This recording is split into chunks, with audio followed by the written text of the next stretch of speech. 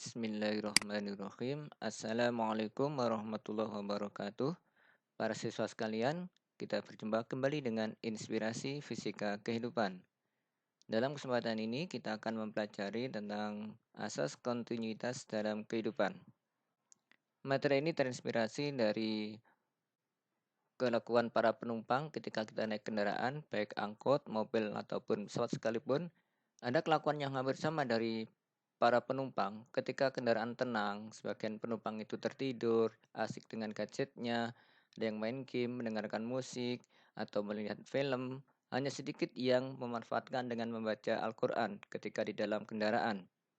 Bahkan ketika kendaraan itu pesawatnya goyang, kena angin, kemudian atau kendaraan umum itu melaju kencang, supernya ugal-ugalan, para penumpang berteriak. Ya, mereka menyebut Allah, ya Allah, astagfirullah, Allahu Akbar.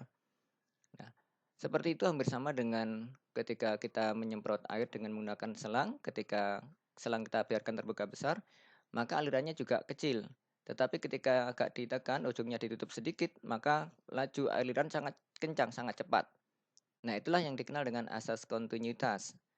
Asas kontinuitas berkaitan dengan debit aliran, di mana debit aliran adalah jumlah atau volume air yang mengalir tiap detik.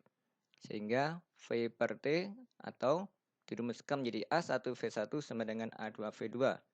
Di mana jika air mengalir dari pipa yang ukurannya berbeda, dari yang A1 besar ke A2 yang kecil, maka ketika air dari luas yang besar ke kecil, jika luas permukaan pipa A2 lebih kecil, maka laju aliran pipa penumpang kedua ini lebih besar, lebih cepat.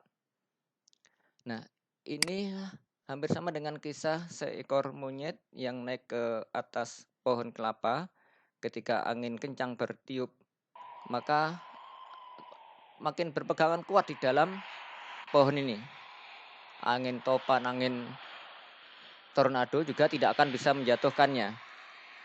Tetapi ketika angin berspoi-sepoi, angin semilir, ya menyebabkan monyet ini justru tertidur dan akhirnya jatuh.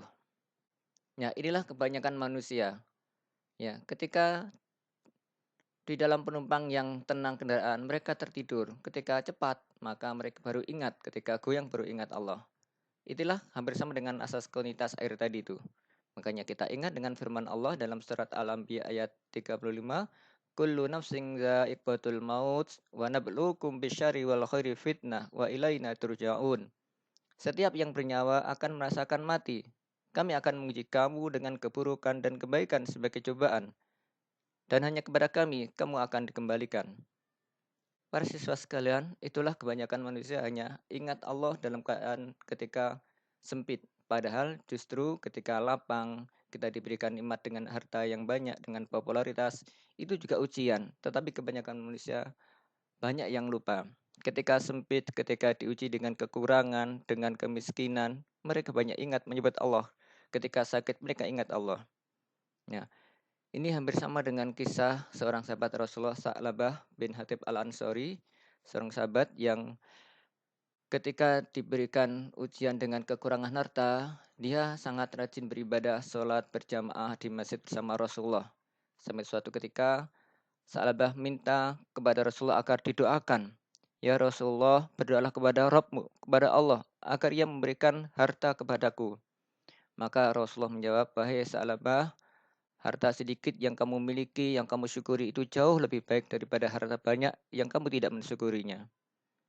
Maka Sa'labah pun mendesak Rasulullah, ya Rasulullah, jika Allah memberikan kepadaku harta yang banyak, aku akan berikan kewajibanku kepada yang berhak menerimanya. Rasulullah terus didesak untuk mendoakan. Maka akhirnya Rasulullah SAW pun mendoakan Sa'labah dan memberi dengan seekor kambing. Ini akhirnya dari seekor kambing yang hamil itu, kambingnya semakin hari semakin bertambah banyak di kota Madinah. Sampai memenuhi kota Madinah dan akhirnya Sa'labah pun pergi mengembala kambingnya atau meletakkan kambingnya di lembah-lembah. Sehingga memenuhi lembah. Dan semakin jauh dari Madinah, Sa'labah pun jarang melaksanakan sholat berjamaah. Bahkan akhirnya sholat Jumat pun ditinggalkan. Dan ketika datang urusan Rasulullah SAW dua orang untuk meminta kewajiban zakatnya, maka Sa'labah pun mengusirnya dengan menganggap itu sebagai upeti. Maka itulah turunnya asbabun nuzul surat At-Taubah ayat 75 sampai 77. Para siswa sekalian, jangan sampai kita seperti Sa'labah. Kuncinya adalah ingat Allah setiap saat. Dalam kondisi apapun kita senantiasa ingat Allah. Baik dalam keadaan senang, kita bersyukur Alhamdulillah. Dengan mengucapkan Alhamdulillahilladzi binikmatihi tatimus solihat. Bahkan ketika diuji dengan kekurangan, dengan sedih, dengan susah, innalillahi wa inna ilaihi raji'un, kita juga bersyukur kepada Allah. Alhamdulillah ala kulli hal. Segala puji bagi Allah dalam seluruh keadaan. Sehingga para siswa sekalian, amal yang harus kita lakukan adalah amal yang senantiasa terus-menerus atau continue. Itulah amal yang disukai oleh Allah. Sebagaimana hadis Rasulullah SAW, ahabul a'mali ilallahi ta'ala adawamuha wa in qalla. Amalan yang paling dicintai oleh Allah Ta'ala adalah amalan yang continue walaupun ia sedikit. Karena dengan continue meskipun sedikit, kita akan terus ingat kepada Allah setiap saat. Bahkan ketika keadaan sakit pun kita tetap ingat Allah dan pahala pun akan tetap ada.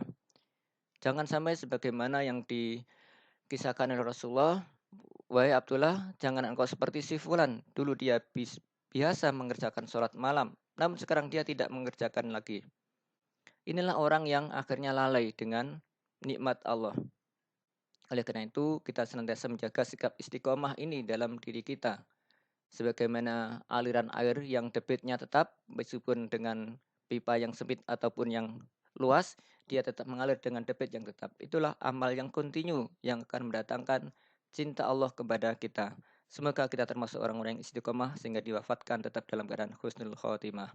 Semoga bermanfaat. Assalamualaikum warahmatullahi wabarakatuh.